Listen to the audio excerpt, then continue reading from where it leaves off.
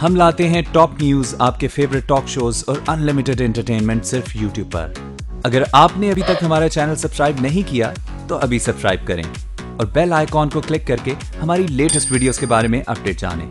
Subscribe कीजिए और हम आपको लिए चलेंगे आपकी फेवरेट वीडियो की तरफ।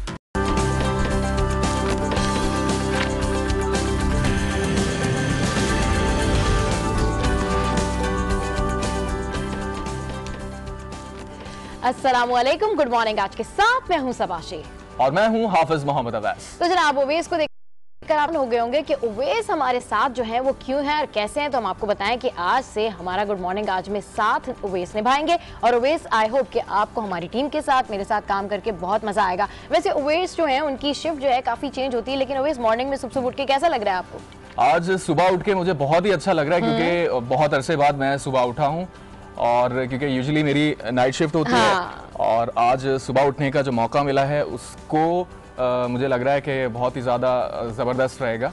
सही, बिल्कुल, आई होप सो कि बहुत ज्यादा जबरदस्त जाएगा। अच्छा जनाब, गुड मॉर्निंग आज का आगाज हो चुका है और एक भारी भरकम वीकेंड के बाद हम वापस आए हैं जिसमें बहुत सारी खबरें हैं और बहुत सारी टॉप स्टोरीज भी। सबसे पहले टॉप स्टोरीज तो जनाब है लोधरा के हवाले से, जिसमें अनएक्सपेक्टेड रिजल्ट्स रहे और वो रिजल्ट ये रहे कि सब लोग यही कह रहे थे कि जनाब पीटीआई जो है इस दफा मैदान मार लेगी। अली तरीन खान की कैंपेनिंग जारी थी। पीटीआई ने 1800 से ज्यादा मकामात पर कैंपेनिंग की और साथ साथ कॉर्नर मीटिंग्स की। इसके अलावा बहुत ज्यादा पीटीआई के कैंप्स में शोर शराबा था, पीटीआई मुतारिक थी। इवन जब कैंपेनिंग शुरू हो रही थी और इस ओवरऑल कैंपेनिंग का आगाज हो रहा था तो उससे 2 दिन पहले लोधरा इमरान खान भी पहुंचे और सपोर्ट करने की बात की अली तरीन को। लेकिन उसके बावजूद हमने देखा कि ये क्या हुआ। जनूबी पंजाब में तो बिल्कुल नक्शा ही बदल गया और वहां पर जो पीर इकबाल शाह साहब हैं उन्होंने 1 लाख से ज्यादा वोट हासिल किए और एकदम से ऐसा लगा जैसे कि काया ही पलट गई। तो क्या वहां के लोगों का नैरेटिव चेंज हो रहा है? क्या वाकई में जहांगीर तरीन की नाअहली का इस हल्के पे खासा असर पड़ा है? तो जनाब इस हवाले से भी हम डिस्कशन करेंगे और साथ साथ हमने देखा कि इस वीकेंड पे 2 अफसोसनाक खबरें भी हमें सुनने को मिली। एक हमारे लेजेंड अदाकार काजी वाजिद के हवाले से जिनका इंतकाल की खबर सामने आई और सीनियर सहाफ़ी और ह्यूमन राइट एक्टिविस्ट आसमा जहांगीर साहिबा के हवाले से भी ये खबर सामने आई कि वो अब हम में नहीं रही। जी हाँ, बिल्कुल, ये दोनों बहुत अफसोसनाक खबरें थी इस वीकेंड के ऊपर। और साथ ही साथ आपने लोधरा का भी बता दिया है। आज नवाज शरीफ साहब की एक बार फिर एहतसाब अदालत में पेशी भी है। उसमें क्या डेवलपमेंट होगी उस हवाले से भी अपने नाजरीन को हम आगाह रखेंगे। जी हाँ, बिल्कुल, उस हवाले से भी हम अपने नाजरीन को आगाह रखेंगे। और जनाब अभी हम बढ़ेंगे हमारी टॉप स्टोरीज की जानिब।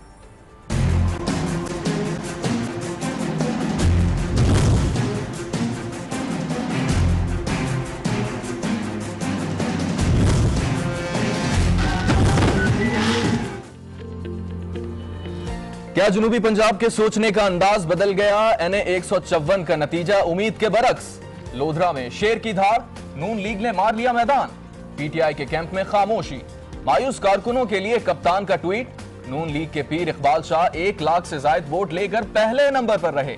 लीगी कारकुनों का जश्न, ढोल की थाप पे भंगड़े।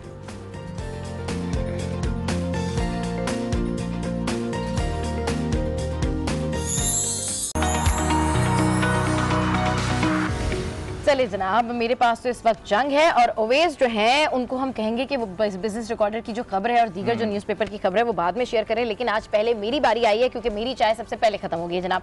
अच्छा जी, जंग की जो मेन लीड है वो है नवाज इमरान से सीट छीन ली। लोधरा में तहरीक इंसाफ के रहनुमा जहांगीर तरीन के बेटे को नून लीग के पीर इकबाल शाह ने भारी अक्सरियत से हरा दिया। जनाब जैसे कि हम इंट्रो में इसी हवाले से बात कर रहे थे कि एक ऐसा अनएक्सपेक्टेड सा रिजल्ट आया जिसके बारे में ओवरऑल हम सब भी ये एक्सपेक्ट कर रहे थे कि ये हल्का जो है यहाँ पर जहांगीर तरीन के हवाले से जो कैंपेनिंग की गई है, उन्होंने बजाते खुद सरकारी तौर पर जो उनको फंड्स नहीं दिए गए, बजाते खुद उस हल्के में बहुत ज़्यादा काम किया है। लेकिन नून लीग का इस तरह से मैदान मार लेना बिल्कुल इस बात की वजाहत करता है कि जो नैरेटिव है जनूबी पंजाब का सबसे बड़े मार्के का, वो बिल्कुल चेंज होता हुआ नजर आ रहा है। और नून लीग के हवाले से यही कहा जा रहा था कि नून लीग के जो मुकामी रहनुमा है, जो लोकल वहाँ के वर्कर्स थे, जो लोकल कारकुनान थे, उन्होंने बहुत ज्यादा कैंपेनिंग में हिस्सा लिया। मरकजी क़यादत नून लीग की इस तमाम कैंपेनिंग में शामिल नहीं थी। जबकि पीटीआई की अगर बात की जाए तो इमरान खान साहब 2 दिन पहले लोधरा के जलसे में पहुंचे, उनके मरकजी रहनुमाओं ने यहाँ पर हिस्सा लिया। और कैंपेनिंग की खास बात ये थी उवैस कि जब ये सारी कैंपेनिंग हो रही थी तो आज न्यूज़ अपने नाज़रीन को लम्हा ब लम्हा आगाह कर रहा था और साथ साथ ये भी बता रहा था कि किस तरीके से पोलिंग स्टार्ट हो रही है, क्या सिक्योरिटी के इंतजामात है, लोग क्या कह रहे हैं, वोटर्स क्या कह रहे हैं, मौसम सर्द है लेकिन उसके बावजूद वोटर्स टर्नआउट कैसा है। और सबसे बड़ी बात ये, वहाँ जो लोग मौजूद थे ना, वो भी पीटीआई के बहुत ज्यादा नारे लगा रहे थे और पीटीआई के कारकुनान जो है काफी ज्यादा मुतारिक भी थे। लेकिन उसके बावजूद हमने देखा कि नून लीग के जो लोकल वहाँ पर वर्कर्स थे, जो मुकामी रहनुमा थे, जो मुकामी उनके कारकुनान थे, उन्होंने बहुत ज्यादा रात गए तक मेहनत की और कारकुनान जो है वो मुतारिक रहे, कॉर्नर मीटिंग्स की। और साथ साथ पीर इकबाल शाह साहब जो है वो मीरापुर में रात को भी कैंपेनिंग कर रहे थे और काफी ज्यादा मुतारिक थे कि 12 बजते ही फिर कैंपेनिंग खत्म हो जानी है और फिर अगले दिन सुबह 8 बजे पोलिंग स्टार्ट होगी और फैसला हो जाएगा कि मैदान कौन मारेगा। जी हाँ, आपने लोधरा के इलेक्शन के हवाले से तो बता दिया। अब मैं बिजनेस रिकॉर्डर से खबर शेयर कर लेता हूँ और ये कुछ स्टेटिस्टिक्स के हवाले से है। Fiscal year 17 70% rise in domestic debt and 29% in external debt. तो पाकिस्तान के हवाले से जो नवाज शरीफ साहब का एक नैरेटिव है कि जब से उन्हें निकाला गया है और निकालने के बाद पाकिस्तान एक बार फिर से डाउनफॉल की तरफ जा रहा है। तरक्की की जो रफ्तार उन्होंने बढ़ाई थी अब वो दोबारा से नीचे जा रही है और स्टेटिस्टिक्स भी कुछ इसी हवाले की तरफ इशारा भी कर रहे हैं। बिल्कुल सही कह रहे हैं ओवैस कि जब उनका खुद भी ये कहना है कि जी मुझे निकाला गया तो उसके बाद देखें हमारी इकोनॉमिक ग्रोथ जो है वो कहाँ पर जा रही है, बिल्कुल डाउनफॉल जैसी सूरत हाल है। और उनकी जानिब से ये कहा गया है कि अगर मुझे निकाला ना जाता तो डेफिनेटली हमारी हुकूमत और तरक्याती मंसूबे लेकर आती है, हमारी ग्रोथ बढ़ती है और डेफिनेटली हमारी GDP के हवाले से भी बहुत ज्यादा इकदाम किए जाते हैं। लेकिन ओवैस बात तो यही है ना कि जो हुकूमत है वो तो नून लीग की है, चाहे वजीर आजम शाहिद खान अब्बास शरीफ हो, काम तो दोनों को एक ही प्लेटफॉर्म से एक ही पॉलिसी के तहत सेम करना है। खैर अच्छा, अगर अगली खबर में शामिल करूं तो डेफिनेटली जो हमारी अगली खबर है वो मलिया लोधी के हवाले से है। लेकिन क्योंकि गुड मॉर्निंग आज में आ गया है इंस्टेंट ब्रेक तो कहीं जाएगा मत। Don't go anywhere, stay with us, keep watching good morning आज।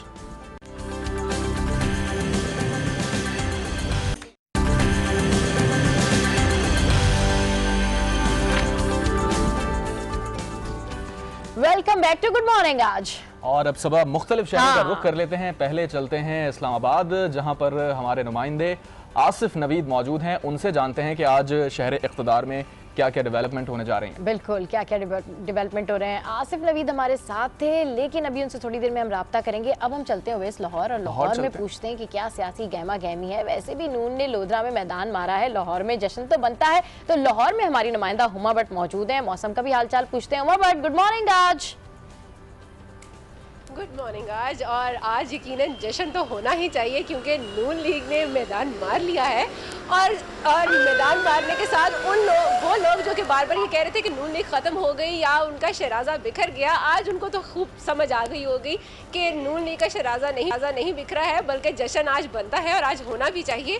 और आज का दिन के हवाले से अगर मैं बात करूँ कि आज के इवेंट्स क्या हैं तो सबसे अहम इवेंट तो आज का दिन यही होगा क्योंकि आज 13 फरवरी है। लास्ट ईयर आज ही के दिन मॉल रोड पर चेरिंग क्रॉस पर फार्मासिस्ट जो थे वो प्रोटेस्ट कर रहे थे और उसमें यहाँ पर एक धमाका हुआ था जिसमें 30 के करीब यहाँ पर शहीद हुए थे और जिनमें सिटी पुलिस की जानिब से आज 15 से ज़ायद जो शोहदा थे, पुलिस एहलकार जो थे, जिनमें DIG अहमद मुबीन भी शामिल थे, उनकी यहाँ पर पोर्ट्रेट लगाई गई हुई है चेरिंग क्रॉस पर। वो सारा का सारा चेरिंग क्रॉस जो है वो सजाया गया हुआ है तमाम शोहदा की तस्वीर के साथ। आज उसके हवाले से यहाँ पर एक अहम तकरीब होगी। और इसके अलावा अहम अगर इवेंट का जिक्र करूँ तो हम इवेंट में आसमा जहांगीर मारूफ कानूनदान हैं, उनका आज नमाज जनाजा अदा किया जाएगा। उनकी बेटी का इंतज़ार किया जा रहा था सुलेमा, जो कि आज लाहौर पहुंच चुकी हुई हैं और आज उनका नमाज जनाजा है। बहुत सी सियासी शख्सियत 2 बजे उनका नमाज जनाजा लाहौर में कज़ाफ़ी स्टेडियम में आ जाएगा जिसके लिए सियासी और समाजी शख्सियत की बड़ी तादाद वहाँ पर मौजूद होगी। आगे बढ़ते हैं और पेशावर का रुख करते हैं और पेशावर में हमारे कौन से नुमाइंदे हैं और पेशावर से भी पर लेंगे आप ओवैस। आसिफ शहजाद हमारे साथ पेशावर से मौजूद हैं। आसिफ, आप बताइए आज पेशावर में कौन कौन सी सियासी सरगर्मियां हैं। NA 154 का जो मार्का था वो तो नून लीग जीत गई है, PTI वाले तो इस वक्त बहुत ज्यादा मायूस दिखाई दे रहे होंगे। आज बिल्कुल NA 154 तो नून लीग जीत गई है, PTI वाले मायूस तो नहीं है, अलबत्ता मसरूफ़ बहुत हैं क्योंकि यहाँ पर जो सेनेट के इंतखाबात चल रहे हैं उनकी कागजात की जाँच पड़ताल है और दीगर जो उमूर है वो देखे जा रहे हैं। PTI तो यहाँ पर जो है खैबर पख्तूनख्वा में उसी में मसरूफ़ है, शायद उस तरफ उनका ध्यान ना जा रहा हो लेकिन अफसोस वो ज़रूर कर रहे होंगे। इसके साथ साथ आपको मौसम की सूरत हाल बताता चलूँ कि मौसम जो गुज़िश्ता रोज़ की बारिश के बायस इंतहाई सर्द हो गया था लेकिन आज जो है धूप निकल आई है तो लोग जो है धूप को एंजॉय कर रहे हैं। जो बारान रहमत थी आज जो है एक अफसोसनाक वाक़या भी हुआ पेशावर के इलाके लाल कुर्ती में एक छत गिरी है जिसमें एक ही ख़ानदान के 4 अफराद जो है मलबे तले दब गए थे, जिनको अस्पताल मुंतकिल करते हुए बाप बेटा जो है वो उस पर जाँ बाक हो गए, जबकि एक बेटा और माँ जो है वो ज़ख्मी हो गई, जिनको CMH अस्पताल मुंतकिल कर दिया गया। इमदादी का पेशावर से अपडेट करे थे, आपका बहुत शुक्रिया। जश्न है तो कहीं खुशी है। डेफिनेटली नून लीग के कारकुनान ढोल की ताप पर भंगड़े डाल रहे थे, तो वहीं PTI के कैंप में बड़ी खामोशी थी। चले जी, किस शहर में क्या हो रहा था ये तो हमने जान ही लिया है, और अब कुछ बात करते हैं आज के एडिटोरियल्स के हवाले से, जिसके लिए हमारे साथ स्टूडियोज में मौजूद है हमारे सीनियर सहाफ़ी नफीस सईम साहब। अस्सलाम वालेकुम and welcome to good morning. आज कैसे हैं आप? जी अल्लाह का शुक्र है। नफीस भाई, ये जो वीकेंड था इसमें हमें बहुत सारी टॉप स्टोरीज सामने नजर आई और साथ साथ कुछ अफसरदा खबरें भी आई, लेकिन पहले हम बात करेंगे कल के हवाले से। कल की जो टॉप स्टोरी थी, अनएक्सपेक्टेड रिजल्ट ऑफ NA 154। जी हाँ, खुद नून लीग के हल्के ही सभा ये कह रहे हैं कि एक अपसेट हुआ है, क्योंकि एक्सपेक्ट ये किया, क्योंकि जिस तरीके से 38,000 का डिफरेंस था। जहांगीर तरीन ने जो ये सीट समेटी थी, जो छीनी थी, बेसिकली सिद्दीक बलोच साहब ने पहले इंतखाबात में 2013 में अगर आप देखें तो 10,000 के मार्जिन से उन्हें हराया था। लेकिन जब उनकी नाअहली हुई और फिर इलेक्शन दोबारा हुए, इस हल्के में तो ये तीसरी बार इलेक्शन हुआ है, इसकी बदकिस्मती कह लें या खुशकिस्मती कह लें, क्योंकि आवाम को तीसरी मरतबा हक राय का उनको मौका मिला है 4 साल के टेन्योर में। तो जहांगीर तरीन जब 10,000 वोटों से हारे, उसके बाद 38,000 की विक्ट्री ली, तो लगा कि एक सडन चेंज आया है, अवाम का माइंडसेट चेंज हो गया है, सोच चेंज हो गई है। नून लीग जो है वो हल्के से आहिस्ता गायब हो रही है, क्योंकि अगर आप उससे पहले अगर देखें तो नून लीग जब फर्स्ट टाइम अपने कैंडिडेट यहाँ अपने मुकाबले में लाए थे तो उसने सिर्फ 2,000 वोट लिए थे। आज वही जब रिजल्ट आया है तो तकरीबन 27,744 वोट की बढ़तरी से नून लीग ने वही सीट दोबारा छीन ली है। ये इसलिए कहा जा रहा है कि अगर आप देखें तो 1,13,827 वोट इन्होंने लिए हैं इकबाल साहब ने, और उन्होंने 87,000 कुछ लिए, तकरीबन 27,000 साढ़े 27,000 वोटों का फर्क आया है। और 38,000 की विक्ट्री आपको पहले कहा था, यानी कि गैप, अगर आप 38,000 आपने वो रकम किया, 27,000 गिनी, तकरीबन 65,000 वोट्स का जो है ना डिफरेंस आ गया है। इसका मतलब है 65,000 का, और ये ज़िमनी इंतखाब था। 1,13,000 वोट लेना भी ज़िमनी इंतखाब में एक अजीब सूरत हाल होती है, अनहोनी होती है। लेकिन इससे ये भी ज़ाहिर हुआ कि जो भी इस वक्त पब्लिक कैंपेनिंग हुई, जो मड स्लिंजिंग हुई, जो वह अवाम ने उसका रिएक्शन शो किया है, अवाम ने उस भरपूर तरीके से अपने वोट का हक इस्तेमाल किया है। ये एक पॉजिटिव डेवलपमेंट है। देखिए हर माशरे में ये होता है। हम नून लीग की जीत के हवाले से बात करें कि इतना डिफरेंस, वहीं पर हम देखते हैं कि शहर इक़्तिदार में इस्लामाबाद में जो है वो इस वक्त नैब कोर्ट में पेशी भी है, आज समाअत भी है, तो इस हवाले से हम मजीद भी बात करेंगे। आसिफ नवीद की हम जानिब जाएंगे और उनसे पूछेंगे कि अभी क्या ताज़ा तरीन सूरत हाल है। आसिफ नवीद, ये बताइए कहाँ मौजूद हैं आप और क्या ताज़ा तरीन सूरत हाल है? देखिए, नैब कोर्ट के बाहर मौजूद हैं इस वक्त। शरीफ खानदान का आज नैब रेफरेंसेस के हवाले से समाअत थी। एहतसाब अदालत के जज मोहम्मद बशीर ने समाअत की, लेकिन समाअत आज बगैर कार्रवाई के मुलतवी हो गई है, क्योंकि जो शरीफ खानदान के वकील हैं ख्वाजा हारिस, उनकी सुप्रीम कोर्ट में मसरूफियत के बायस वो आज अदालत में नहीं पेश हुए। उनके 52 वकील अमजद परवेज आज अदालत में पेश हुए और उन्होंने कहा कि वो मसरूफियत के बायस आज अदालत में पेश नहीं हुए, ताहम समाअत को जुमे तक 16 फरवरी तक मुलतवी कर दिया जाए। और साथ ही साथ अमजद परवेज की जानिब से शरीफ खानदान के लिए जो हाजिर से इस्तिस्ना की एक दरख्वास्त दायर की गई है, जिसमें 19 फरवरी से 2 हफ्तों के लिए हाजिर से इस्तिस्ना मांगा गया है एहतसाब अदालत से, और उसमें मौक़िफ़ अपनाया गया है कि जो मरियम जो कलसूम नवाज हैं, जो नवाज शरीफ की अहलिया और मरियम नवाज की वालदा, वो खासी अलील है और उनकी कीमोथेरापी होनी है, उनको इलाज हो रहा है, उनका लंदन में ज़ेर इलाज है। ठीक है, आसिफ नवीद इस्लामाबाद से अपडेट कर रहे थे। डेफिनेटली नैब कोर्ट होती है और उस हवाले से आसिफ नवीद हमें अपडेट करते हैं। आज न्यूज़ आपको लम्हा ब लम्हा आगाह करता है। नफीस साहब, रावलपिंडी वाली अदालत में तो गए नहीं थे, हफ्ते के रोज़ इंतजार करती रही अदालत, लेकिन बहरहाल नैब कोर्ट में पेशियाँ तो लगा रहे हैं और वकला भी जाते हैं इनके। अब लेट्स सी कि क्या होता है इस अदालत में और फिर क्या होता है 2 रेफरेंसेस के फैसले के हवाले से क्या नतीजा सामने आता है। तो नून लीग की बात ही हो रही है, जहाँ पर नून लीग पेशियों का सामना कर रही है, वहीं नून लीग जीत का सामना भी कर रही है। वो अभी नवाज शरीफ साहब ने भी यही कहा ना कि अवाम अब इंतकाम ले रही हैं, लेकिन बहरहाल ये तो पॉलिटिकल स्टेटमेंट्स हैं सब। एक चीज़ जो क्लियर हुई NA 154 में, ये वो हल्का है जो इमरान खान साहब के उन 4 हल्कों में से एक था जिनको उन्होंने 2013 से लेकर 18 तक वो ये नारा लगाते रहे और मुस्लिम लीग का जीना हराम कर दिया।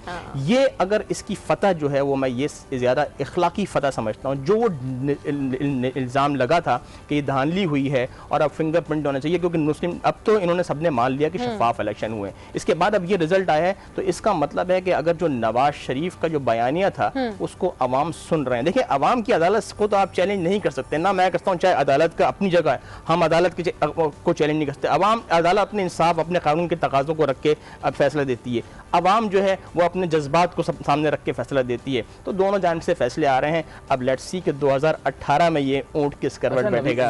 भाई आप बात कर रहे हैं कि अवाम का फैसला, और जो नवाज शरीफ साहब का नैरेटिव था वो आप कह रहे हैं कि लोग उसे शायद सपोर्ट भी कर रहे हैं, लेकिन पेशावर की बात अगर हम करें तो इलेक्शन के अंदर पेशावर का हमेशा अनप्रेडिक्टेबल कोई रिजल्ट निकल कर आता है। पहले ANP का अगर हम देख लें और उसके बाद PTI आ गई, तो पेशावर का तो एक हिस्ट्री रही है कि वो हमेशा से कोई अनप्रेडिक्टेबल फैसला करते हैं, वॉलेटिलिटी वहाँ पे नज़र आती है। तो उसके तनाजुर में आप क्या समझते हैं कि जो नवाज शरीफ साहब का नैरेटिव है वही ज़्यादा वहाँ पे असरअंदाज हुआ है, या पेशावर के जो लोग हैं वो वैसे ही बहुत ज़्यादा चेंज चाहते हैं, बहुत जल्दी जल्दी फैसले करते हैं? देखिए, ये तो अभी लोधरा का फैसला हुआ है, लेकिन एक चीज़ क्लियर हुई है कि जो पॉलिटिकल, देखें आज तक किसी इलेक्शन में सियासी सतह पर इतनी इल्ज़ाम तराशियाँ या इतना डिफेंस या अकाउंटेबिलिटी, जैसे देखा ना आप एक प्राइम मिनिस्टर को ओहदे से हटा दिया गया, वो कटहरे पे खड़ा है, आज भी आप देख रहे हैं कि वो नैब के रेफरेंसेस भुगत रहा है। तो अवाम का एक तो शऊर उजागर हुआ है इस कैंपेन से, चाहे वो नेगेटिव थी या पॉजिटिव थी। लोगों को अपने फैसले करने का ज़्यादा एहसास हुआ है कि हमारे वोट बैंक में कितनी क़ुव्वत है और हमें क्या लाना चाहिए। तो एक कहता है ना, आप जितना किसी स्प्रिंग को दबाएंगे तो वो स्प्रिंग अब होता है। बिल्कुल सही कह रहे हैं, बिल्कुल अनएक्सपेक्टेड रिजल्ट और विक्टिम कार्ड कितना चला कितना नहीं चला, इस हवाले से डिस्कशन करेंगे। लेकिन गुड मॉर्निंग आज में यहाँ वक्त है एक ब्रेक का, कहीं जाएगा मत, don't go anywhere, stay with us, keep watching good morning आज।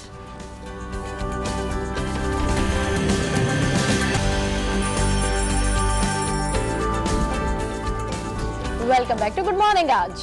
और वक्फे पे जाने से पहले हम सबा बात कर रहे थे लोधरा इलेक्शन के हवाले से। नफीस भाई हमारे साथ मौजूद हैं, उनसे मजीद भी एडिटोरियल के हवाले से बात कर लेते हैं। नफीस भाई, गोजरा के हवाले से आपके पास कोई चीज़ है? उस पर भी हम आते हैं, लेकिन इस हवाले से एक पैकेज भी है, उस पैकेज बिल्कुल सबसे पहले आपको दिखाते हैं पैकेज और उसके बाद वापस आकर इस पर डिटेल डिस्कशन करेंगे।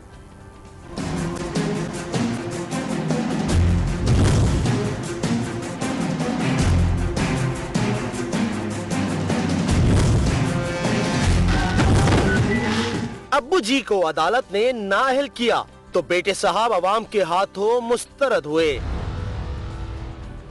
N154 लोधरा के ज़िमनी इंतखाब में नून लीग के इकबाल शाह ने तहरीक इंसाफ के अली तरीन को हरा दिया। ये कारकुनों ने जीत का जश्न मनाया।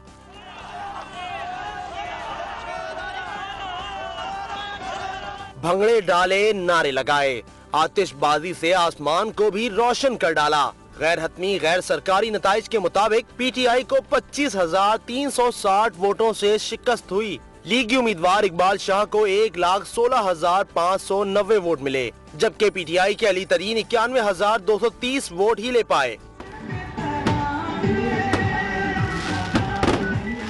N154 लोधरा की नशिस्त तहरीक इंसाफ के जहांगीर तरीन की नाअहली के बाइस खाली हुई थी। चलिए जी, मायूस कारकुनान के लिए तो इमरान खान साहब का ट्वीट भी आ गया है और उन्होंने यही कहा है कि हमें अपनी नाकामियों से सीखना चाहिए और आगे बढ़ना चाहिए। नफीस नईम साहब हमारे साथ हैं। नफीस साहब, लोधरा की बात तो हो गई है, उसका इलेक्शन नून लीग ने जीत भी लिया, लेकिन ये बताएं कि गुजरावाला में भी एक स्टोरी सामने आई है जो कि बड़ी ड्रास्टिक और बड़ी फेरोशियस किस्म की स्टोरी है, उस हवाले से आप क्या बात करना चाहेंगे? जी सबा, बहुत सारे केसेस आए गुर्दे निकालने के और स्टंट, जाली स्टंट डाल दिए और कुछ कर दिए, लेकिन अब ये एक बड़ा ही एक नया एक और बड़ा अंधोनाक वाक़या हुआ है और एक अफसोसनाक कार्रवाई कर रहे हैं। एक गिरोह पकड़ा गया है 4 अफराद का, जो गुजरावाला में वो कार्रवाई ये करते थे कि स्टेम सेल के लिए ब्लड निकालते थे लोग, ख़वातीन का। 15 ख़वातीन का अब तक अभी जो तफ्तीश हुई है, जो 4 गिरफ्तार हो गए, वो ये कहते हैं 15 अफराद का ब्लड सैंपल्स निकाल चुके हैं। होता क्या है कि अभी तो तफ्तीश हो रही है जिसमें, लेकिन असल जो अभी तक सामने आई ये वाक़या वो ये है कि वो किसी, और ये बड़ा रैकेट हो सकता है सबा, ये कोई छोटे मोटे 4 बंदों का काम नहीं है। जिस तरीके से स्टेम सेल के लिए ये निकाला गया ऑपरेशन, ये ऑपरेशन भी एक आम फैमिली का आता है कि ये बोन मैरो ट्रांसप्लांट होता है। असल में ये है मेडिकल प्रोसीजर होता है कि आपने पहले ये होता था सबा कि कोई सर्जरी होती थी जो हमें मेडिकल के लिए हमें एंटीबायोटिक इस्तेमाल करनी पड़ती थी। अब ये तरक्की हो गई है कि हमें साइंसदानों ने ये मालूम कर लिया है कि स्टेम सेल की कितनी बड़ी एक होता है, जो कि खुद जो है एक स्पेशलाइज सेल होता है जो कि डाइवर्ट होता है और वो किसी भी सेल में ट्रांसफॉर्म हो सकता है। उसकी खासियत ये हो सकती है, अगर लंग का सेल है या ब्लड का सेल है, जैसे रेड ब्लड कार्सिस आप कह सकते हैं, तो वो उसको आप किसी और सेल में कन्वर्ट कर सकते हैं, ये उसकी काबिलियत है। और ये 70 से ज़ायद बीमारियों का इलाज है सबा, कैंसर के साथ भी। तो जब बोन मैरो से हुआ क्या है कि उसमें तरीका भी ये होता है कि आप बोन, ये हमारे यहाँ खबरें आ रही हैं कि रीढ़ की हड्डी से निकाला गया, कभी भी ये सैंपल रीढ़ की हड्डी से नहीं निकाला जाता, पेल्विक बोन होती है, कूल्हे की हड्डी में ये, और बाकायदा स्पेशलाइज्ड सिरिंज होती है, उससे निकाला जाता है। तरीकाकार ये होता है कि ये जब सेल खत्म हो जाए ना, जैसे हमारे जिस्म में होता है कि अगर आपके पास स्टेम सेल खत्म हो जाए, स्टेम सेल जेनरिक होता है, एक खास सेल होता है जिस तरह डीएनए होता है, इस तरह होता है, और वो हर बंदे की, अगर आप ट्रेन है तो हो सकता है, वरना किसी के साथ नहीं मिलते वो। इसके लिए अगर मैंने ट्रांसप्लांट करना है तो मेरा और उस बंदे का जो डोनर कहलाता है उसका पहले सैंपल मिलना चाहिए। ये ब्लड सैंपल नहीं होता, ये बीएलए सैंपल कहलाता है। देकर ये सारे जो है वो एक्टिविटी की गई और इसके खिलाफ जब क्रैक डाउन किया गया तो पता चला कि और भी कई ऐसी खवातीन हैं जिनको इस तरह से झांसा देके मेडिसिन का और उनकी सर्जरी का और उसके बाद उनके स्टेम सेल्स जो है वो निकाल लिए गए। आपको क्या लगता है कि अब इसके ऊपर कितनी ज्यादा जरूरत है, कि महकमा सेहत को कितने एक्टिव होने की जरूरत है इसके ऊपर? देखिए, पहले तो ये बात, सबसे बड़ी बात ये कि एक्टिव होना जरूरी है, इसलिए कि ये रैकेट, अगर आप इस इन्वेस्टिगेशन होगी तो ये कोई आम काम, बंदे का काम नहीं है, क्योंकि स्टेम सेल की एक तरीका कार भी होता है कि 2 घंटे बाद, 2 घंटे का ये प्रोसेस होता है कि आपने एक मशीन के जैसा नाम नहीं होता, मशीन के जरिए आपने सेल निकाले जाते हैं, उसी मशीन की थोड़ी सी सेटिंग चेंज कर दी जाती है, तो वो स्टेम सेल को अलग करके ब्लड जो है वो दोबारा आपकी बॉडी में आ जाता है। और इसके लिए जरूरी होता है जब आपके बोन मैरो से तरीका होता है तो आप बोन मैरो से डायरेक्ट निकाल लें या फिर ब्लड के जरिए निकालें। उसके लिए एक सिरिंज होती है, आपको इंजेक्शन लगाना पड़ता है ताकि बोन मैरो से स्टेम सेल जो है वो ब्लड में पेनिट्रेट करें। इतना बड़ा प्रोसेस है जी, हमको खुद भी नहीं पता चलता कि उसका ये। और इसमें एक और बात भी है कि डोनर की जिंदगी को इतना खतरा नहीं होता, जो आम फैमिली में होता है कि डोनर का मसला हो जाएगा, लेकिन उसके लिए जरूरी होता है जब उसकी इजाजत नहीं है, जी हाँ, नहीं हो सकता है, उसके साइड इफेक्ट होते हैं लेकिन इतने नहीं होते। मगर ये बहुत खतरनाक काम किया जिसने भी किया, इसके लिए तो अब पूरी पंजाब गवर्नमेंट को खुद मूव करना चाहिए, ले लिया है, वज़ीर-ए-आला ने नोटिस ले लिया, लेकिन देखते हैं इस इशू के ऊपर डिस्कशन करनी चाहिए। बहुत शुक्रिया नफीस नईम साहब, इस वक्त हमारे साथ मौजूद हैं। इंतहाई अहम टॉपिक के ऊपर उन्होंने डिस्कशन की, स्टेम सेल के हवाले से, इस हवाले से मजीद भी डिस्कशन करेंगे और मजीद अगर केसेस आएंगे तो आपको फॉलो अप भी देंगे। अब कुछ बात कर लेते हैं मुत्तहिदा पाकिस्तान के हवाले से, जिसके हवाले से यही कहा जा रहा है कि अब कौन करेगा रहनुमाई। तो जनाब डॉक्टर खालिद मकबूल सिद्दीकी को नया कन्वीनियर मुंतखब करने के फैसले से इलेक्शन कमीशन को आगाह कर दिया है और साथ साथ राब्ता कमेटी की जानिब से इलेक्शन कमीशन को बाकायदा खत भी लिख दिया है। गुड मॉर्निंग आज ने सारी सूरत हाल पर एक स्पेशल रिपोर्ट तैयार किया, आइए आपको दिखाते हैं।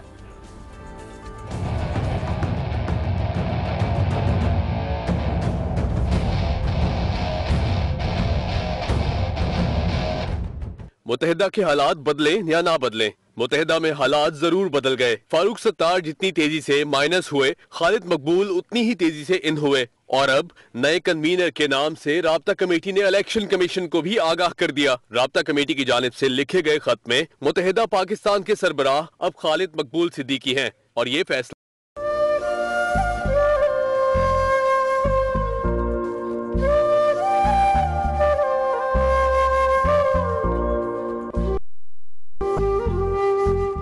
काजी वाजिद करियर का आगाज रेडियो में बच्चों के प्रोग्राम से किया। बाद में उन्होंने रेडियो में मुताद्दिद किरदार अदा करके शोहरत हासिल की। जब 60 की दिहाई में पाकिस्तान टेलीविजन का आगाज हुआ तो काज से मुंसलिक हो गए। कसम ले लीजिए, हमने चोरी के सामान को हाथ भी नहीं लगाया। मैं बिल्कुल सच कह रहा हूँ। 1969 में टेलीविजन की तारीख की कामयाब तरीन ड्रामा सीरियल्स में से एक खुदा की बस्ती शुरू हुआ तो उसमें काजी वाजिद को राजा बदमाश का किरदार मिला, जिसने उन्हें मुल्क भर में मशहूर कर दिया। मैं दोस्त से ज़रब देने को कह रहा हूँ तो तू तकसीम कर रहा है। काना तकसीम किए जाते हैं कि ज़रब दिए जाते हैं? यकीनन सबा काजी वाजिद का लॉस पाकिस्तान के लिए बहुत बड़ा लॉस है और ये लॉस भी कभी भी पूरा नहीं हो सकता। और इसी हवाले से हमें बात करने के लिए जॉइंट में पाकिस्तान टेलीविज़न इंडस्ट्री का एक बहुत बड़ा नाम काजिम पाशा सर, आपको खुशामदीद कहेंगे प्रोग्राम में। जी शुक्रिया। काजी वाजिद साहब के साथ आपने काम किया काफ़ी अरसे तक और आप खुद पाकिस्तान टेलीविज़न इंडस्ट्री के अंदर बहुत अरसे से काम कर रहे हैं, बहुत बड़ा नाम है आपका। तो आपके साथ तो उनकी जो कोलैबोरेशन रही काम के हवाले से, कैसा शख्स आपने उनको देखा? एक तो जब काजी साहब का इतवार को इंतकाल का मैंने सुना तो ऐसा महसूस हुआ कि टेलीविज़न के इब्तदाई अदवार में जो एक बैज टीवी के अंदर था उसमें से एक शख्स और हमसे बिछड़ गया, चला गया। यानी उस ज़माने में जब टेलीविज़न का स्टार्ट हुआ है, जब से कुछ फनकार ऐसे हैं जो उस वक्त से टेलीविज़न के साथ जुड़े हुए थे। ठीक। और उनमें काजी साहब भी शामिल थे। इससे पहले महमूद अली, सुबहानी भाई यूनुस और ज़हूर अहमद, ये सारे जो थे कराची से भी, लाहौर से भी बहुत एक एक करके अल्लाह को प्यारे हुए। काजी बस मैं उनकी शख्सियत के हिसाब से यूँ इस तरह कहूँगा कि मेरा उनका साथ रहा है बहैसियत एक सीनियर फनकार के।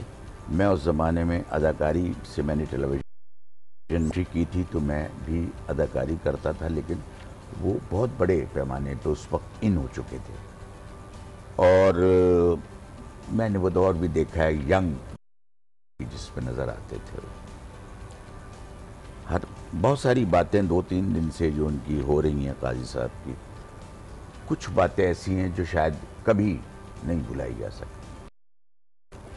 एक है उनकी पाबंदी वक्त।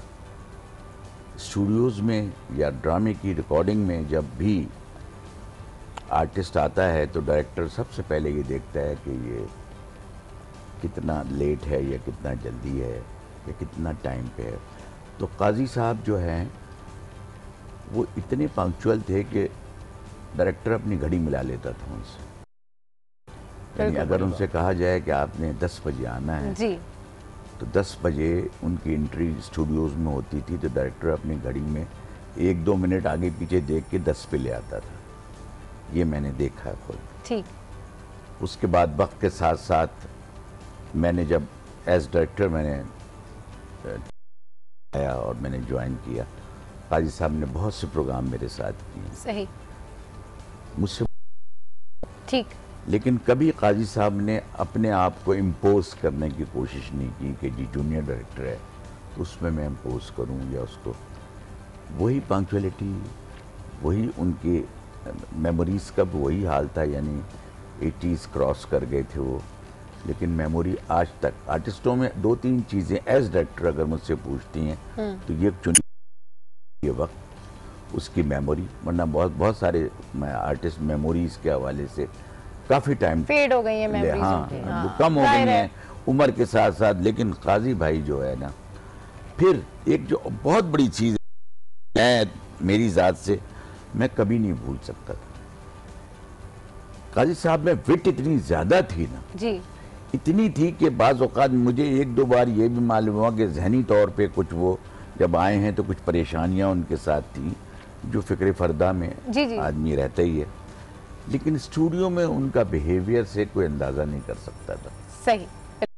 बहुत बड़े एक्टर थे, हाँ, बहुत बड़े अदाकार थे। इस हवाले से बहुत सर मजीद भी यहाँ पर हम डिस्कशन करेंगे आपसे और मजीद भी बातें करेंगे काजी वाजिद के हवाले से। हमारे लेजेंडरी एक्टर हैं डेफिनेटली। गुड मॉर्निंग आज में यहाँ वक्त तो एक ब्रेक का। Stay with us, keep watching good morning. Good morning.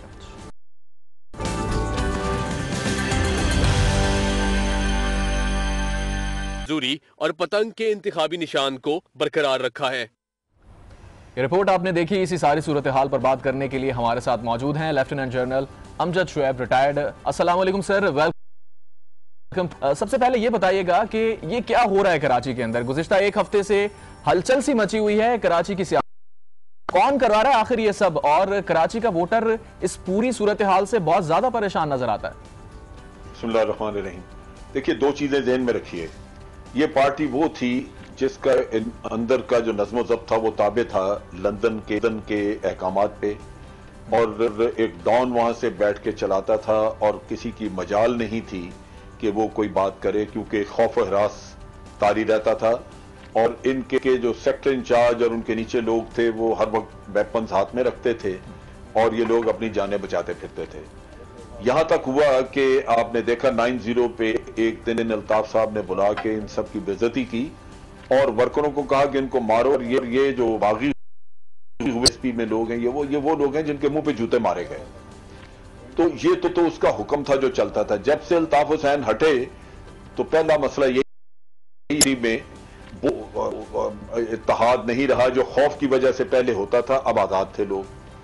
दूसरा मसला यह है कि इस पार्टी में पैसे की बड़ा फुकतान है। बैठक करती थी टोटली भत्ताखोरी से, खालों से, और मुख्तलिफ जराइम के ज़रिए, जो कि इनके पास पैसे की कोई कमी नहीं होती थी। लेकिन अब हालात ये हैं कि वो पैसे की बहार ख़त्म हो चुकी है और पैसा सबकी ज़रूरत है, आगे इलेक्शन आ रहे हैं। कामरान टसोरी, जिसको ये बाकी पार्टी के लोग कामरान टजोरी कहते हैं, उसने खिदमत की लेकिन उसकी बुनियादी रिक्वायरमेंट यही थी कि उसको टिकट दिया जाएगा और उसको सेनेटर बनवाया जाएगा। और अगर उसको सेनेटर नहीं बनवाया जाता तो फिर बाकी तो उसकी इन्वेस्टमेंट सारी जाया गई, वो कैसे ये कबूल करे। तो यही एक नुक्ता था फैसला जिस पे हुआ, क्योंकि के पास पैसे का जाना और दूसरों के पास ना पहुंचना, ये बहुत बड़ी इख्तिलाफात की वजह बनी। बिल्कुल बिल्कुल सही कह रहे हैं सर। एक शख्स की जो आप बात कर रहे हैं, अगर हम ओवरऑल बात करें, एमक्यूएम 2 धड़ों में अब तकसीम हो चुकी है, तो अब सेनेट इंतखाबात में अरकान असेंबली किसका साथ दे सकते हैं? खालिद मकबूल सिद्दीकी फेवरेट होंगे या फिर फारूक सत्तार? मेरा ख्याल है खालिद मकबूल सिद्दीकी का साथ देंगे, क्योंकि इसमें जो फारूक सत्तार है, वो पहली बात तो ये कि उनका स्टांस गलत नजर आता है जी। उन्होंने कामरान टसोरी के लिए, जो कि एक नया आदमी है जिसका सवाए पैसे के और कोई उसके क्रेडेंशियल्स नहीं थे, उसकी कंट्रीब्यूशन नहीं है एमक्यूएम में, उसके लिए ना सिर्फ उन्होंने अपने कैरियर को दांव पे लगाया बल्कि पूरी पार्टी को दांव पे लगा दिया। तो पार्टी उस कह रही है कि जो जमहूरी अंदाज, पहले तो जमहूरी अंदाज नहीं था, अल्ताफ साहब का हुक्म चलता था, लेकिन अब अगर वो जमहूरी अंदाज से फैसला करना चाहते हैं कि मेजॉरिटी फैसला, और अपने पुराने कारकुनों को अपने टिकट्स देना चाहते हैं, तो मेरा ख्याल है कि उनका स्टांस दुरुस्त है और उसी की पजीराई होगी। ज्यादातर लोग उन्हीं के साथ नजर भी आ रहे हैं, पढ़े लिखे लोग जो हैं, खातिन वगैरह, वो सब उनके साथ खड़े नजर आ रहे हैं। तो मेरा अपना ख्याल है कि वोटर भी उन्हीं का साथ देगा। हाँ, अलबत्ता कुछ वोट जरूर कम होंगे। अच्छा जनरल साहब, आप जिक्र किया कामरान टसोरी साहब का, तो ये बताइएगा इस सारी सूरत हाल से कौन सी जमात फायदा उठा सकती है? पीपल्स पार्टी, नून लीग, पीटीआई या कोई और जमात है इसके अलावा जो फायदा उठा सकती है? सारी पार्टियां कोशिश करेंगी कि इस टूट फूट से कुछ फायदा उठाएं। बिल्कुल। अपना अंदाजा है कि पीएसपी को ज्यादा फायदा पहुंचेगा। अगर आप देखें तो महाजर कौम के नुक्ता निगाह से जो बंटवारा हुआ है, उसमें पीएसपी इस वक्त कुछ कंफर्टेबल नजर आ रही है और हो सकता है कि पीएसपी इससे कुछ फायदा उठा जाए। बाकी थोड़ा बहुत हो सकता है पीटीआई वगैरह को फायदा पहुंचे, लेकिन मेन बेनिफिशरीज मेरे अंदाजे के मुताबिक पीएसपी वाले होंगे। सर कह रही है कि हम इस सिचुएशन का पूरा फायदा उठाएंगे। अच्छा सर, ये बताइएगा कि इस सारी सूरत हाल पर आपका तज्जिया क्या कहता है कि एमक्यूएम का मुस्तकबिल अब क्या होगा? कराची में अगली जमात वो कौन सी होगी जो सबसे ज्यादा नशिस्तें जीत सकती है? आपके ख्याल में वो कौन सी जमात होगी जो कराची का मैदान मारे में ये सारे एक हो जाते हैं, मुत्तहिदा और पीएसपी, ये सारे ग्रुप्स मिल जाते हैं, तो सर जो बाकी जमातें फिर उनके ताज़िए ठंडे नहीं हो जाएंगे? बिल्कुल, अगर तो ये होशमंदी से काम लें तो मेरा ख्याल है कि फारूक सत्तार साहब को अपनी अना का मसला नहीं बनाना चाहिए और कोशिश यही करनी चाहिए कि अपने इत्तेहाद को बरकरार रखें। ये एक अच्छी पॉलिटिकल फोर्स थी जो कि मुल्क में एक अच्छा रोल अदा कर सकती है, लेकिन अगर ये इसी तरह अना का मसला बना रहा जो फारूक सत्तार ने बनाया हुआ है, तो फिर पार्टी की डिवीजन बरकरार रहेगी। फिर आप देखेंगे कि एक छोटी एमक्यूएम हकीकी की तरह जो पहले बनी थी, इसी तरह एक हो जाएगी और एक एमक्यूएम पाकिस्तान रहेगी जिसमें कि खालिद मकबूल सिद्दीकी होंगे, और इस तरह वो वोट के तकसीम हो जाने से मेरा ख्याल है दूसरी पॉलिटिकल पार्टीज फायदा उठाएंगी। अच्छा जनरल, आपने कहा कि अना का मसला नहीं बनाना चाहिए, तो आपको क्या लगता है कि सारा ड्रामा चल रहा है, क्या ये दिखाने के लिए हो रहा है कि अल्ताफ हुसैन के बगैर एमक्यूएम नहीं चल सकती, के बगैर कुछ भी नहीं हो सकता? क्या अल्ताफ हुसैन को कहीं वापस लाने के लिए ये सारा खेल तो नहीं खेला जा रहा? देखिए, जहां तक मेरी इत्तला है, इनसे फारूक सत्तार हो सकता है कि पिछले कुछ अरसे से अल्ताफ हुसैन साहब की नजर से कुछ गिर गए थे, लोगों का अल्ताफ हुसैन साहब से राब्ता मौजूद है आज भी। अच्छा, उसकी जो बुनियादी वजह है, उसकी बुनियादी वजह यह है कि बहुत सारे लोग ये समझते हैं कि शायद किसी न किसी वक्त अल्ताफ हुसैन साहब की वापसी हो जाए और ये ना हो कि वो इस और फिर अल्ताफ साहब की नजरों से गिर जाएं। चुनाचे खुफिया तौर पे अक्सर लोगों ने राब्ते रखे हुए हैं। अब इन हालात में अगर तो अल्ताफ हुसैन साहब की दूरी लंबे वक्त के लिए हो जाती है और वो काफी इन इलेक्शंस में भी कोई अपना रोल प्ले नहीं कर, तो फिर तो आइंदा के लिए मेरा ख्याल है उनकी छुट्टी हो जाएगी और पार्टी हो सकता है लोग इंडिपेंडेंट रास्ता इख्तियार करें।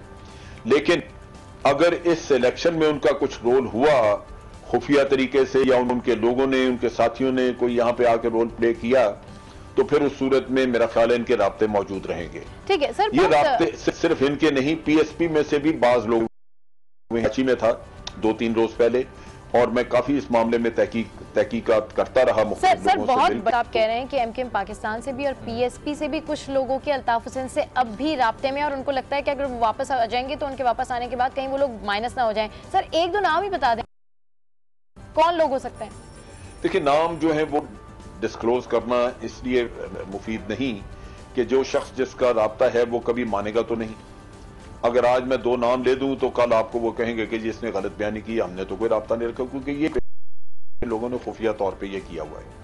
तो इसलिए मेरा ख्याल है वो बेकार है बात करना।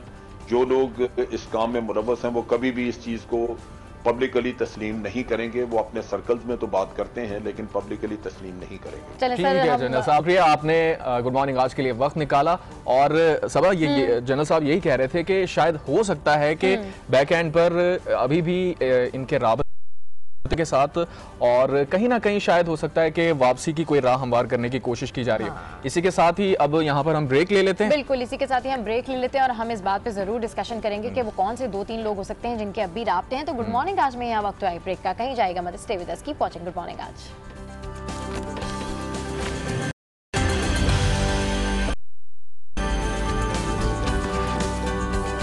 Welcome back to good morning आज। तो अब बात कर लेते हैं मारूफ कानूनदान आसमा जहांगीर की, जो अपने उसूलों पर डटी रही। जवाब में उन्हें मुतअद्दिद इल्जामात का सामना भी करना पड़ा और कई बार कैद-ओ-बंद की सऊद करना पड़ी। बिल्कुल सही कह रहे हैं आप। आसमा जहांगीर को आज सुपुर्द खाक किया जाएगा। सिंध हुकूमत ने आसमा जहांगीर की तदफीन सरकारी एजाज के साथ करने का मुतालबा भी किया है। वहीं वकला बरादरी ने भी ताज़ियती इजलास और रेफरेंसेस मुनक्किद किए।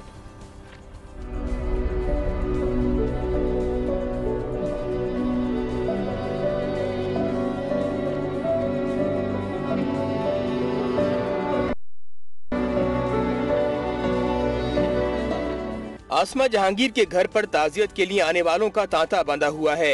मारूफ सियासतदान, वुकला, ताजिर और अवाम अपने जज्बात का इजहार कर रहे हैं। मुल्क भर में वुकला ने यौम सोग मनाया, ताजियती इजलास और रेफरेंसेस मुनक्किद किए गए। पंजाब में वुकला ने 3 रोजा सोग का ऐलान। पार्लियामेंट के दोनों ऐवानों ने आसमा जहांगीर को खराज तहसीन पेश करने की करारदादें मुतफ़क्का तौर पर मंजूर कर लीं और उनके इंतकाल को मुल्क के लिए नाकाबिले तलाफी नुकसान करार दिया।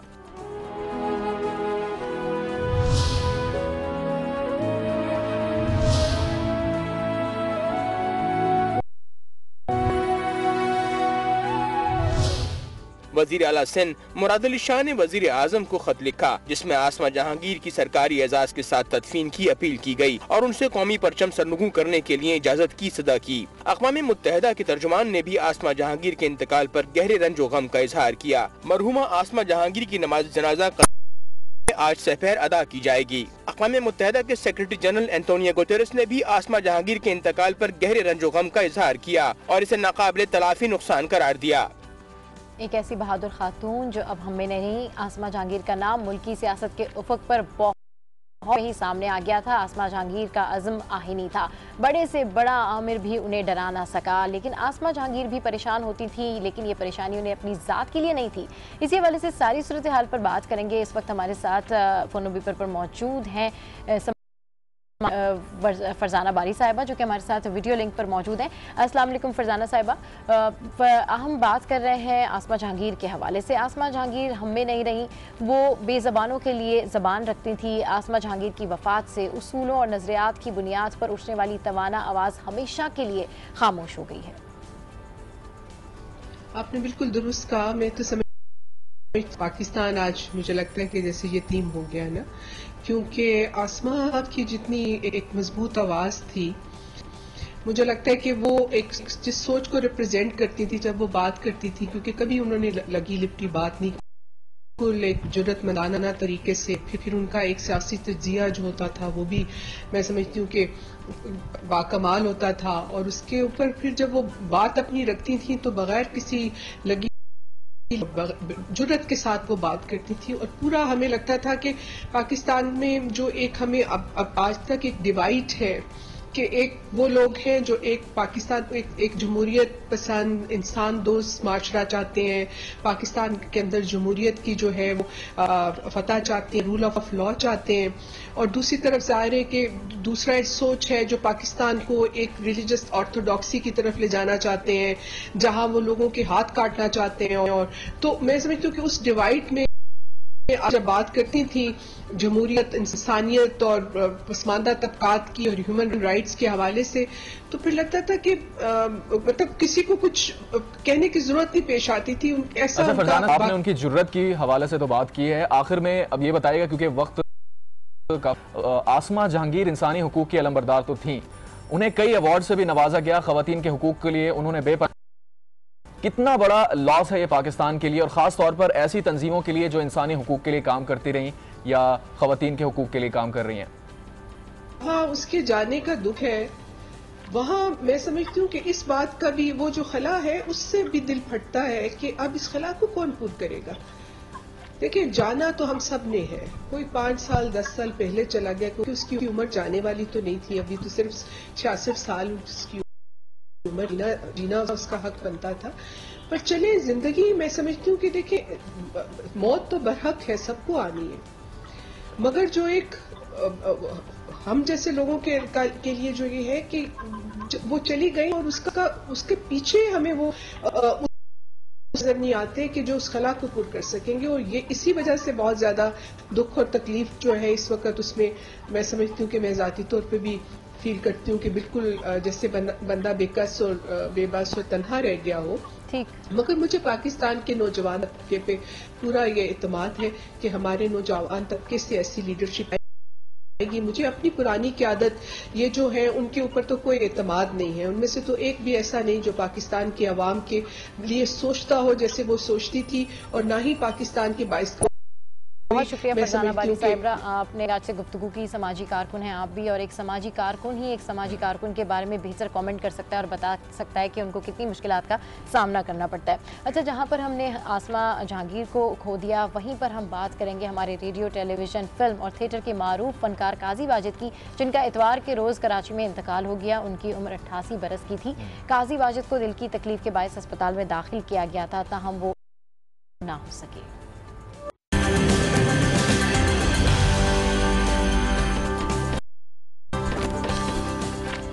Welcome back to good morning. आज तो बात हो रही है काजिम वाजिद के हवाले से, इसीलिए हमारे साथ स्टूडियोज में मौजूद हैं टीवी इंडस्ट्री का बहुत बड़ा नाम काजिम पाशा साहब। सर, जिस तरीके से अभी ब्रेक के लिंक में भी आप उनके बारे में बात कर रहे थे कि एनर्जेटिक थे, कितना ज़्यादा उनका कॉमिक जो है वो एटीट्यूड था, जिंदा दिल थे, और सेट के ऊपर बिल्कुल फील नहीं होने देते थे वो कि उनके साथ कोई स्ट्रेस है या उनके साथ कोई परेशानी है। कोई वाक़यात उनकी ज़िंदगी के आपके साथ, ऐसे कोई यादगार लम्हा जो आप हमारे साथ में शेयर करना चाहें? देखिए, वो जब बैठते थे ना किसी महफिल में, अमूमन ये होता था जैसे कोई ब्रेक आया है, दो सीन्स के दरमियान कोई प्रॉप्स चेंज करने का, चीज़ चेंज करने का, ठीक, तो वो फिर काजी साहब कोई उनके आगे जो है ना, मतलब कोई ये नहीं था कि वो कोई अपने कोई किस्से सुना रहे हैं या हिस्ट्री पे लेक्चर दे रहे हैं, नहीं, बैठे बैठे वहीं विट उनकी ऐसी थी कि वो उसी में हर मुतवज्जो हो जाता था। और मैं समझता हूँ ये एक बहुत बड़ा ऑनर होता है किसी के लिए कि अगर 6 या 7 लोग बैठे हों और एक आदमी जो हो गए, इट मीन्स ये कि उस आदमी में कोई बात है। तब उसने 5-6 लोगों को, मुख्तलिफ मिजाज के लोग होते हैं, वो सब उनकी तरफ माइल हो गए। काजी साहब ऐसी बात कह देते थे कि अगर समझने वाला है तो वो शायद दूसरे दिन घर जाके सोचता था, अरे यार काजी साहब ने क्या बात की थी, क्या बात की थी? वो इतनी डीप डाउन बात कर जाते थे। सही। और कि एज आर्टिस्ट तो खैर मैं सीखता था उनसे, उनके मूवमेंट्स, यानी मैंने उस ज़माने में उनके साथ काम किया जब वो खुदा की बस्ती में आए। मैं भी, वो बहुत बड़े रोल में थे, मैं एक स्काईलार्क्स तंजीम थी उसका हेड था। अच्छा। तो मेरा रोल यकीनी बात है उतना नहीं था जितना जो काजी साहब पे तो बेस करती थी। सही। एक आर्टिस्ट होते थे हमारे, इंतकाल काहिरा में उनका इंतकाल हुआ, वो काजी साहब के बड़े दोस्तों में से थे, और जो रोल बाद में बहरोज सब्जवारी ने किया वो जफ़र मसूद ने किया। अच्छा।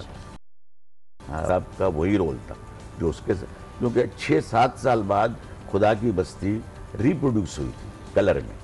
अच्छा। पहले ब्लैक एंड व्हाइट थी, फिर अच्छा। कलर में रिप्रोड्यूस हुई थी। सही सही। तो काजी साहब का वहाँ भी उस ज़माने में तो टेलीविज़न नया नया आया था, ये 70s की ग़ालिबन बात है, जब या उससे भी पहले की बात है, 60 की बस्ती, जब शौकत सिद्दीकी साहब का नावल ये पिक्चराइज हुआ या ड्रामेटाइज हुआ जी।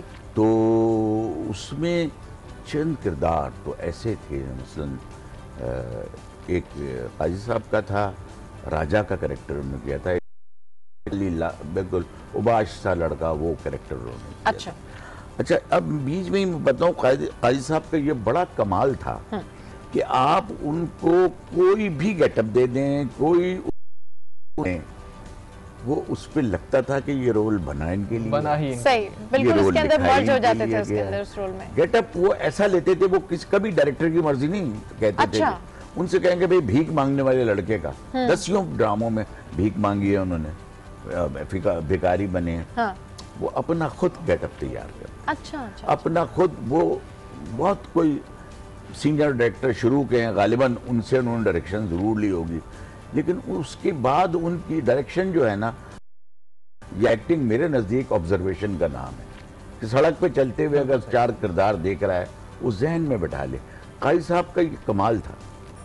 अच्छा, शुरू में गाड़ी वाड़ी भी नहीं थी उनके पास, उन्होंने बसों में भी सफ़र किया, मोटरसाइकिल वो कभी मैंने नहीं देखा उन्हें कभी मोटरसाइकिल पे, शायद खौफ खाते थे उससे। अच्छा। हाँ, तो टैक्सी में फिर आए, टैक्सी से होते होते फिर गाड़ी ली काजी साहब ने और फिर गाड़ी में ट्रैवल। वही बात कि उनकी ऑब्जर्वेशन थी और उसी ऑब्जर्वेशन के तहत 4 या 5 किरदार थे खुदा की बस्ती में जिसमें काजी साहब का हाईलाइट रोल था उसका, और फिर उसके बाद बहुत प्लेस करते रहे। दोबारा जब कलर आया तो रिप्रोड्यूस किया गया फिर खुदा की बस्ती को। ठीक। काजी साहब सेम उसी रोल में थे। अच्छा। और हालांकि कुछ 6, 7, 8 साल बड़े हो गए थे, लेकिन वो मैं जैसे अभी आपसे ब्रेक में कह रहा था कि मैं सुनूंगा कि ये एज जो उनकी कल परसों से नॉलेज में आ रही है। जी बिल्कुल, आप कैलकुलेशन कर रहे थे उनके हवाले से। हाँ, क्योंकि मैंने ये, शायद मैं बहुत ही छोटा था या क्या था, जब मैंने देखा बच्चों के प्रोग्राम में एंटर हुए थे वो। सही। अच्छा, फिर मुद्दतों वो रेडियो के मुलाजिम रहे, रेडियो पाकिस्तान के मुलाजिम रहे, उसके बाद उनको गालिबन पेंशन भी मिलती थी रेडियो से। तो ये मुझे अभी भी कंफ्यूजन है। मैं आर्ट्स काउंसिल आप कंफर्म कीजिएगा। अच्छा सर, जहाँ पर हम बात करें हमारे लेजेंडरी एक्टर के हवाले से, हर के लिए आप देखें अश्कबार है, सब यही कह रहे हैं कि बहुत हम्बल थे, बहुत पोलाइट थे। कभी कोई ऐसा वाकया हुआ हो कि आप सेट पर हों, आपका मतलब आप ही ड्रामा जो है वो डायरेक्ट कर रहे हैं और उसमें काजी साहब भी मौजूद हों और कोई 2 एक्टर्स के दरमियान लड़ाई हो रही हो या बड़ा उन्हें कोई गुस्सा आ रहा हो, तो किस तरीके से वो सारी सिचुएशन को वो डील करते थे, किस तरीके से वो सारी चीज़ें? काजी साहब को मैंने गुस्से में देखा नहीं। अच्छा।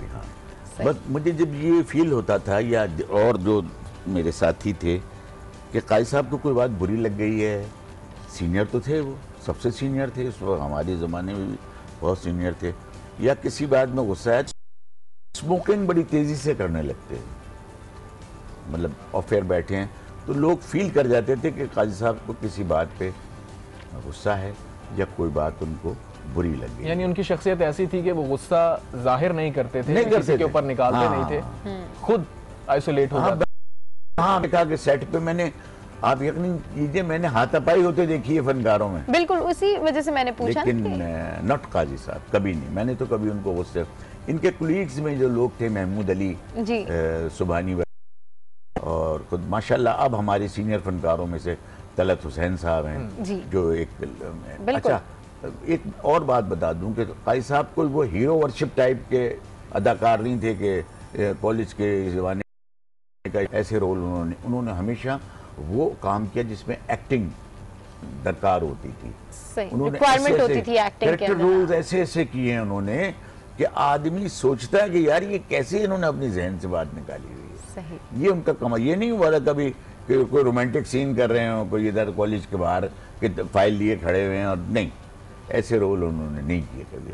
सही सही। और बड़ा अपने उनका लिहाज, मतलब तलत भाई हमारे लीजेंडरी आर्टिस्ट है वो, लेकिन काजी साहब का हमेशा उन्होंने एहतराम। अच्छा सर, क्विकली ये बताइएगा क्योंकि प्रोग्राम होने वाला है, आपके और काजी साहब के दरमियान भी कोलैबोरेशन रही, उसमें से कोई ऐसा ड्रामा आपको याद हो या कोई ऐसा प्रोजेक्ट आपको याद हो जो बहुत ज़्यादा यादगार रहा हो आपके लिए? एक्चुअली उन्होंने मेरे साथ 6-7 ड्रामे किए हैं काजी साहब। ठीक। और एक और मुझे ड्रामे का नाम याद नहीं आ रहा है, but it was a serial, मतलब जो भी उन्होंने मेरे साथ काम किए हैं वो याद, लेकिन ये कि मेरा बहुत अच्छा तजुर्बा, बहुत अच्छा आपका साथ गुजरा और डेफिनेटली कभी ना भूलने मेरा वाली क्या, शख्सियत आप जिसको बुला के काजी साहब के ओवरऑल सभी यही कह रहे हैं, बिल्कुल सब ने यही सब यही कह रहे हैं। बहुत शुक्रिया सर, आप हमारे शो पे और काजी वाजिद के हवाले से जो है वो इंतहाई यादगार लम्हात हमारे साथ में शेयर किए और डेफिनेटली एक बड़ा लॉस है। अगर फनकार बरादरी के हवाले से देखें तो हर आँख की अश्क बार है और ओवरऑल पूरे पाकिस्तान मुल्क से भी उनके लिए जिस तरह